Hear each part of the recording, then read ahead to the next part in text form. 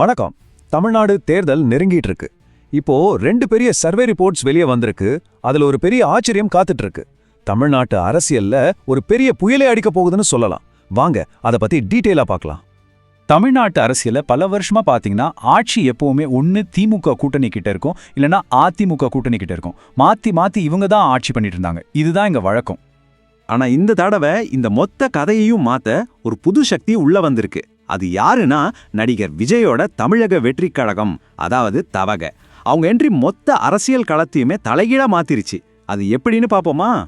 சரி, முதல்ல நம்ம பார்க்க போறது ஓட் வைப்போட ரிப்போர்ட். ஜனவரியில அவங்க நடத்தின ஒரு சர்வே தான் இந்த புது அரசியல் மாற்றத்துக்கான முதல் சிக்னலை கொடுக்குது. இந்த சர்வே படி பாத்தீங்கன்னா திமுக கூட்டணிக்கும் அதிமுக கூட்டணிக்கும் நடுவுல வெறும் 2% தான் வாக்கு வித்தியாசம். தேர்தலுக்கு இன்னும் டைம் இருக்கிறதால இந்த 2%ங்கிறது ரொம்ப ரொம்ப சின்ன வித்தியாசம்தான்.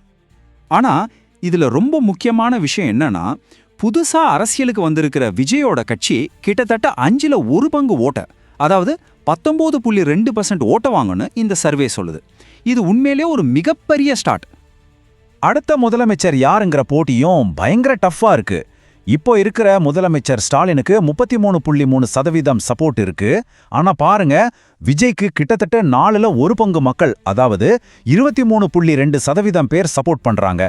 இது அரசியல்ல ஒரு சம ட்விஸ்ட் இல்லையா?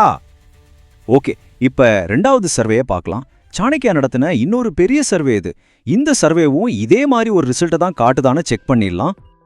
இந்த சர்வேல அதிமுக கூட்டணி ஒரு 4% வித்தியாசத்துல முன்னாடி இருக்கு.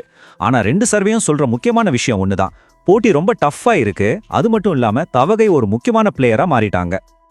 அதே மாதிரி அடுத்த முதலமைச்சர் யாருங்கிற ரேஸ்ல இந்த சர்வேல எடப்பாடி பழனிசாமி முன்னாடி வராரு. ஆனா இங்கேயும் ஒரு விஷயத்த கவனிங்க, விஜய்க்கு 24% சப்போர்ட் இருக்கு. இது அவரோட செல்வாக்கு எவ்வளவு ஸ்ட்ராங்கா இருக்குன்னு காட்டுது. சரி, இந்த அரசியல் புதிரோட முக்கியமான கீ என்ன தெரியுமா? விஜய்க்கு வர ஓட்டுங்க எங்க இருந்து வருது, அவர் யாரோட ஓட்ட பிரிக்கிறாரு? இதுக்கு பதில் தெரிஞ்சா போதும், மொத்த கேம் நமக்கு புரிஞ்சிடும்.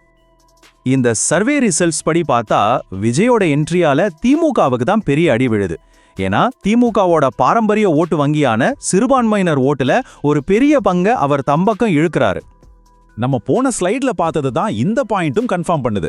சிறுபான்மையினர் ஓட்டுங்கிறது திமுகவோட அசைக்க முடியாத கோட்டைன்னு ஒரு நினப்பு இருந்துச்சு. ஆனா விஜயோட என்ட்ரி அந்த கோட்டையை ஆட்டி பாக்குது.